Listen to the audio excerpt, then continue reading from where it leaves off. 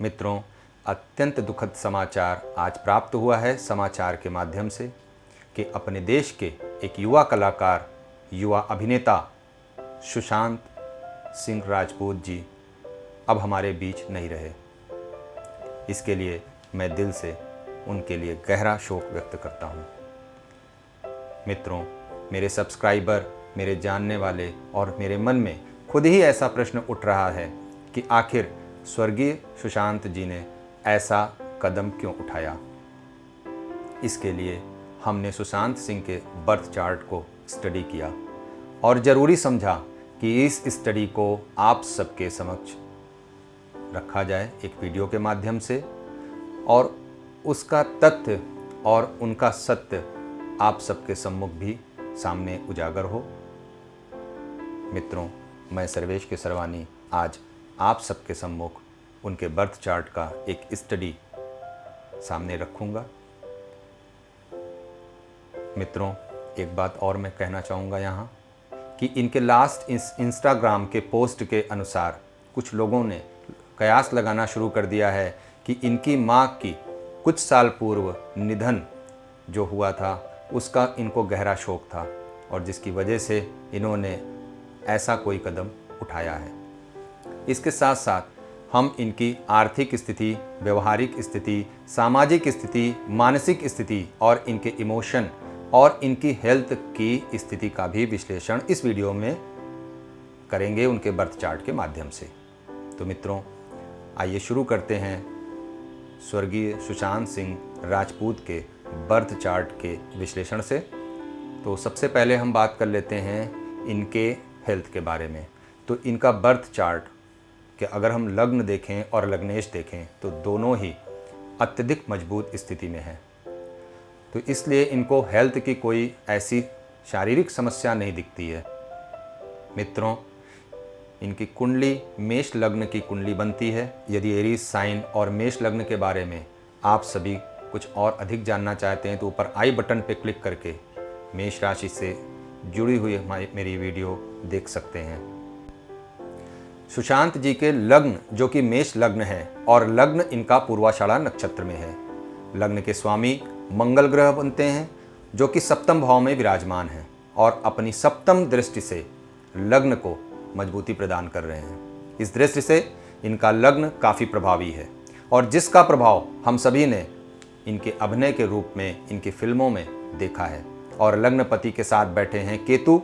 ये स्थिति ठीक नहीं है मित्रों, क्योंकि लग्नेश के साथ केतु का बैठना अच्छा नहीं होता है, क्योंकि केतु मोक्ष के कारक हैं, मोक्ष देने वाले ग्रह होते हैं और इनका दीन दुनिया से कोई लेना देना विशेष नहीं होता है।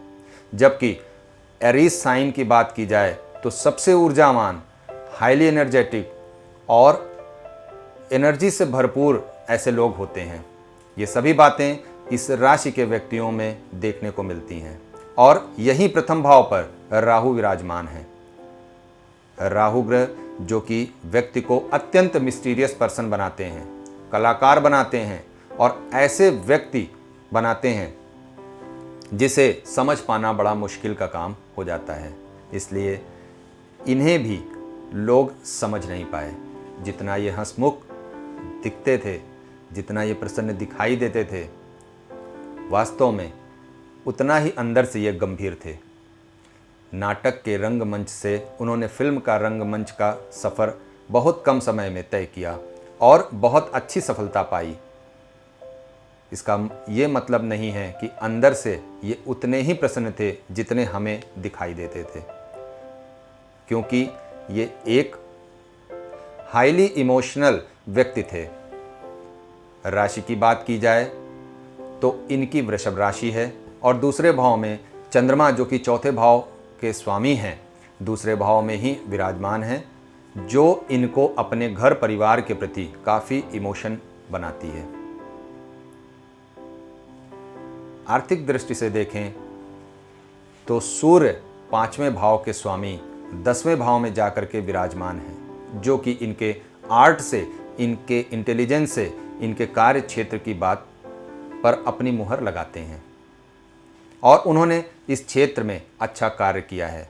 दशम भाव में बैठे सूर्य बुध गुरु और शुक्र ग्रह, इन 4 ग्रहों की युति इन्हें असामान्य व्यक्ति बनाती है और इनके आर्थिक दशा को बेहतर बनाने का काम भी ये ग्रह युति करते हैं। पर संघर्ष के साथ मित्रों, बिना संघर्ष के सफलता नहीं। बुध की बात की जाए तो तीसरे व छठे भाव के स्वामी और 10वें भाव में जाकर के बैठे हुए हैं और 3, 6, 10 भाव का कॉम्बिनेशन बना रहे हैं। वहीं शुक्र ग्रह इनके दूसरे और 7वें भाव के स्वामी होकर के 10वें भाव में बैठे हैं और गुरु की बात की जाए तो 9वें और 12वें भाव के स्वामी हैं। ध्यान दीजिएगा, गुरु 9वें और 12वें भाव के स्वामी हैं। हम सभी जानते हैं कि 12वां भाव मृत्यु का भाव होता है, तो इसलिए इस पूरे बर्थ चार्ट में गुरु ने बहुत ही अहम भूमिका निभाई है। तो अगर एक सरसरी नज़र से देखें तो बर्थ चार्ट में तो यह एक ऐसी स्थिति बन रही है कि 10वें भाव यानी इनके कार्य क्षेत्र का भाव, जहाँ से इनको कुछ ऐसी दिक्कतें मिल रही थीं जिसकी वजह से इनको थोड़ी बहुत समस्या दिखाई देती है, पर पिछले 8-9 वर्षों से इनका ये क्षेत्र काफ़ी अच्छा गुजरा है, जैसा कि हम सभी जानते हैं। अब अगर इनके सामाजिक और व्यवहारिक स्थिति की बात की जाए तो मरकरी 3, 6 और 10वें भाव का, सन 5वें और 10वें भाव का, गुरु 9, 10th एंड 12th भाव का, वीनस दूसरे और 7वें भाव का साथ साथ 10वें भाव का कनेक्शन बनाता है। एक प्रकार से बोलें तो पूरी जन्म कुंडली या बर्थ चार्ट का जो दारोमदार आता है वो 10वां भाव आता है। तो अब यहाँ एक बात देखने वाली ये है कि क्या 10वां भाव इनको वाकई में समस्या दे रहा था, क्योंकि कार्य क्षेत्र के स्वामी शनिदेव, क्योंकि 10वें भाव के स्वामी शनिदेव होते हैं जो कि अष्टम भाव में जाकर के बैठे हैं, तो थोड़ी बहुत स्ट्रगल इनको मिलना स्वाभाविक है, लेकिन ये मृत्यु का कारण हरगिज नहीं हो सकता। तो फिर मृत्यु का कारण है क्या? आइए अब इनके महादशा की बात की जाए तो इनकी गुरु की महादशा चल रही थी।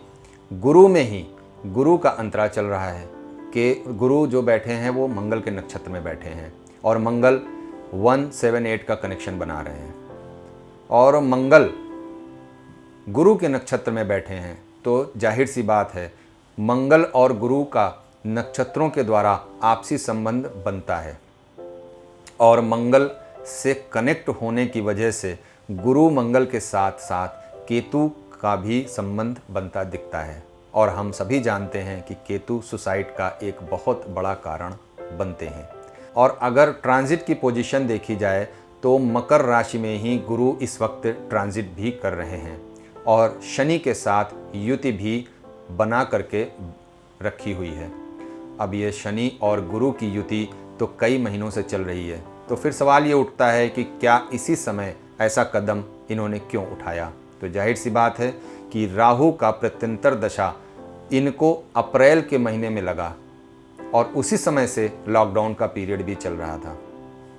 ऐसी स्थिति में ये अकेले एकांतवास में, या यूं कहें कि मिलने जुलने वाले इतने नहीं रहते थे, जिसकी वजह से इनको मेंटल स्ट्रेस बहुत ज़्यादा होने लगा। नींद ना आने की समस्या इनको बहुत ज़्यादा होने लगी। ये एक अनुमान है। डिप्रेशन इनके पूरे बर्थ चार्ट में लगभग सभी प्लैनेट दर्शाते हैं। मेरा अनुमान भी इसी आधार पर था। तो इसलिए ये एक डिप्रेस्ड व्यक्ति थे, इसलिए अपने डिप्रेशन को दूर करने के लिए ये लोगों से मिलना जुलना बहुत ज़्यादा पसंद करते थे। लोगों के साथ मिलना जुलना, हंसना बोलना, उठना बैठना इनको बहुत ज़्यादा पसंद था, इसीलिए ये अकेले कम रहना पसंद करते थे और अपने इस मेलजोल से ये अपने आप को मैनेज करे रहते थे। मित्रों, यदि आप डिप्रेशन को और अधिक जानना चाहते हैं तो ऊपर आई बटन पर क्लिक करके मेरी डिप्रेशन से जुड़ी वीडियो को ज़रूर देखें। अपने देश के प्रति इन्हें बहुत अधिक लगाव था और किसी भी चैलेंज को स्वीकार करके बड़ी आसानी से उस चैलेंज को पूरा करना इन्हें बखूबी आता था, क्योंकि सप्तम भाव में शुक्र, गुरु और मंगल और केतु का प्रभाव सबसे अधिक पड़ रहा है, जिसकी वजह से कहीं न कहीं मंगल पीड़ित हो रहा है।